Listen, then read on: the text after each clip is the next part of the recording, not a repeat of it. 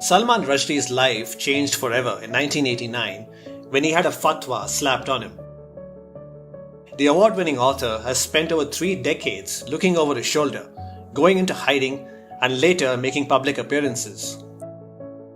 The satanic versus एक ऐसी किताब है जिससे एक राइटर को एक तरफा वर्ल्ड रिकॉग्निशन मिला है, वहीं पर दूसरी ओर उनको डेथ थ्रेट्स मिलता रहा है। सलमान रुश्दी ने एक किताब लिखा था द सैटेनिक वर्सेस इन 1988, जिसको लेके पूरे विश्व में चर्चा हुआ है। It is one of the most critically acclaimed novel. Muslim fundamentalist and कई सारे इस्लामिक रिलीजियस लीडर्स की मानना है कि ये किताब प्रॉफेट मोहम्मद को डिसरेस्पेक्ट करता है या फिर डिसरेस्पेक्ट करने के लिए लिखा गया था। ईरान के रिलीजियस लीडर आयतुल्लाह खमेनी ने रश्दी के खिलाफ फतवा जारी किया था, जिसकी वजह से 10 साल तक रश्दी को छुपके से रहना पड़ा, कहीं पर अपना फॉल्स आइडेंटिटी लेके तो कहीं पर अपने आप को दुनिया से छुपा। गाइस, कुछ बेसिक सवाल के जरिए ये टॉपिक को हम समझेंगे। Who is Salman Rushdie and how all this started? Second question is, what can we understand from this kind of religious fundamentalism? What potential threats does it hold for us in a societal perspective? और सामाजिक तौर पर ऐसे घटनाएं हमें क्या सिखाते हैं? And thirdly, obviously, how from day-to-day life we can learn that no obnoxious fundamental ideologies serves us good. Rather, if we become more logical towards religion, it teaches us compassion and tolerance. Salman Rushdie के जन्म एक बॉम्बे के Kashmiri Muslim family में हुआ था during British Raj, just few months before independence. उनके father Cambridge से पढ़ा हुआ एक लॉयर था जो बाद में अपने खुद के बिजनेस शुरू किया, एंड इनके मदर एक टीचर थी। रश्दी की स्कूलिंग एक कैथेड्रल स्कूल साउथ बॉम्बे में हुआ है, जिसके बाद वो 12 साल की उम्र में इंग्लैंड चले जाते फॉर फर्दर स्टडीज। कैम्ब्रिज से हिस्ट्री की पढ़ाई करके वो फुल टाइम राइटर बन गए। इन्होंने पहले किताब मिडनाइट चिल्ड्रन लिखा था, जिसके लिए उनको बुकर्स प्राइज मिला था, और उसके साथ 5 साल बाद इन्होंने द मोस्ट कंट्रोवर्शियल किताब लिखा था द सैटेनिक वर्सेस।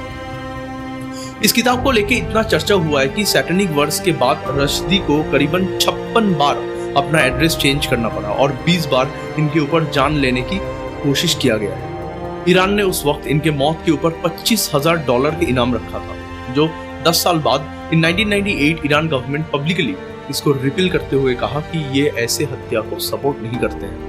अब कुछ दिन पहले न्यूयॉर्क शहर में जो हादसा हुआ है, जिसमें रश्दी को बुरी तरह से चाकू से घायल किया गया है, इस इंसिडेंट को लेके ईरान के ऑफिशियल स्टेटमेंट रिलीज हुआ है, जिसमें ईरान ने कहा कि they are not associated with this incident in any form और मैनर। ये घटना में जिस बंदे ने चाकू से स्टैब किया है, ही इज जस्ट 24, और ऐसा भी नहीं कि कोई दूसरे देश का है, वो न्यू जर्सी की रेसिडेंट है। बस ये कहा जा रहा है कि वो शिया एक्सट्रीमिज्म की तरफ थोड़ा सा सिंपैथेटिक था। अब सवाल ये आता है कि 1989 में जो फतवा अनाउंस किया गया था वो क्या था? इसको जानने के लिए सब्सक्राइब बटन दबाना बहुत जरूरी है, सो प्लीज देखिए स्क्रीन के बिल्कुल नीचे है, 1 क्लिक प्लीज। फतवा एक लीगल ओपिनियन है जो इस्लामिक प्रैक्टिसेस में माना जाता है। आपकी इस्लाम से रिलेटेड कोई भी क्वेश्चंस या क्वेरीज के आंसर जब कोई इस्लामिक स्कॉलर देते हैं, उसी को फतवा कहते हैं। इसीलिए ये एक ओपिनियन है, कोई रूलिंग नहीं। देखिए, ये समझना बहुत जरूरी है कि इस्लाम एक बहुत ही व्यक्तिगत धर्म है, मतलब एक काफी पर्सनल रिलीजन है। इसमें relationship with God and the believer of Islam अच्छे से कुरान में इंडोक्ट्रिनेट किया गया है। इसीलिए इसमें क्लर्जी या ऐसे कोई इंटरप्रिटेटर की कोई जरूरत नहीं। लेकिन वक्त के साथ साथ कई सारे इंटरमीडिएट्स आए और इस्लाम की अपने अपने इंटरप्रिटेशंस को स्प्रेड करने की कोशिश की। फतवा के बारे में चर्चा होना शुरू हुआ जब रश्दी ने यह किताब सैटेनिक वर्सेस रिलीज होने के करीबन 1 साल बाद आयतुल्लाह खमेनी ने फतवा जारी किया था 1989, जिसमें सलमान रश्दी को हत्या करने की मांग की गई, जिसको ईरान ने लगभग 10 साल तक सपोर्ट करता गया। माना जाता है कि यह किताब के बाद मेन स्ट्रीम चर्चा शुरू हुआ regarding the criticality of religion, कैसे रिलीजियस इथॉस एक सोसाइटी को शेप करते हैं। डेफिनेटली ये डिबेट काफी पुराना है, लेकिन मेन स्ट्रीम मूवमेंट में या साधारण पॉपुलेशन में इसकी बातचीत इस किताब के बाद ही शुरू हुआ था। ये इंसिडेंट के बाद फतवा को लेके एक डिवाइडेड ओपिनियन पैदा हुआ। दुनिया भर में स्पेशली वेस्ट की इस्लामिक लिबरल्स की मानना है कि ये फ्रीडम ऑफ एक्सप्रेशन के खिलाफ है। दारुल उलूम, जो इंडिया की एक इस्लामिक मूवमेंट था, अभी एक एस्टैब्लिश्ड ऑर्गेनाइजेशन है, उसने फतवा इशू करते हुए कहा कि रश्दी की हत्या की मांग करना अन इस्लामिक है। लिटरेरी वर्क या फिर एकेडमिक स्कॉलर्स के खिलाफ पहले भी फतवा इशू किया गया है जिसमें फेमस नोबेल लॉरियट नकूब महफूज की हत्या किया गया था। और अब ऐसे इंसिडेंट्स में स्टेट की क्या रोल है? अरब कंट्रीज जो वेस्ट की तरफ थोड़ा झुका हुआ है वो भी अभी तक खुद के देश में रिलीजियस एट्रोसिटीज के अगेंस्ट कुछ खास कर नहीं पाया। India most of the time ऐसे कंट्रोवर्सी से अपने आप को अलग रखने की कोशिश करते हैं जब तक कुछ भी हमारे डायरेक्ट सोवरेनिटी या इंटीग्रिटी या सिक्योरिटी को टारगेट नहीं कर रहे हैं। अब ये पूरे घटना से एक बात क्लियर हो जाता है कि religious fundamentalism as a concept एक सोसाइटी को डिवाइड कर सकता है, किसी की जान लेना को जस्टिफाई कर सकता है, बल्कि ऐसे कई सारे पाठ पढ़ाया जा सकता है जिससे कोई भी आम इंसान पोलराइज्ड हो सकता है। इस्लामोफोबिया के बारे में हम अक्सर बात करते हैं और ये बात कोई पर्टिकुलर देश के रिस्पेक्ट में नहीं कर रहा हूँ। इंडिया, पाकिस्तान, चाइना या कोई भी वेस्टर्न कंट्रीज में इस्लामोफोबिया एक major concern. My name is Khan movie की मेन थीम इस्लामोफोबिया ही तो था। गिने चुने कुछ करण जौहर के मूवीज होते हैं जो देखने लायक था। इस्लामोफोबिया का मतलब है इस्लाम धर्म के प्रति एक डर, एक फोबिया रहना, और ऐसे इंसिडेंट्स से इस्लामोफोबिया इंक्रीज हो रहा है।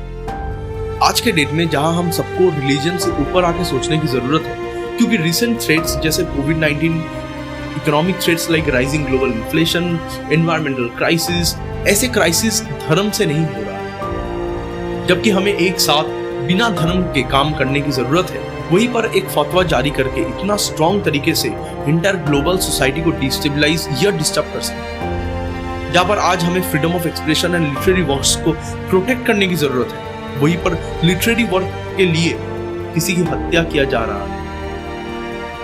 सबसे बड़ी बात ये इंसिडेंट के बाद दिस हैपनिंग वर्सेस की डिमांड या डाउनलोड और ज्यादा इंक्रीज हो चुका है, और इससे जो नए पीढ़ी है, न्यू जनरेशंस है, वो ये किताब को दोबारा पढ़ेंगे और अल्टीमेटली ऐसे बार्बरिज्म के अगेंस्ट नए पीढ़ी भी आवाज उठाएंगे। एक रिक्वेस्ट है आप सबसे, प्लीज इस वीडियो को शेयर कीजिए जितना हो सके, लाइक कीजिए ताकि मैक्सिमम लोगों तक ये वीडियो पहुंच सके। That's it for today, guys, and thank you for watching. And comment box is open, so please share your views, thoughts, or recommendations if any, and I'll be more than happy to read and respond. Thank you. See you soon.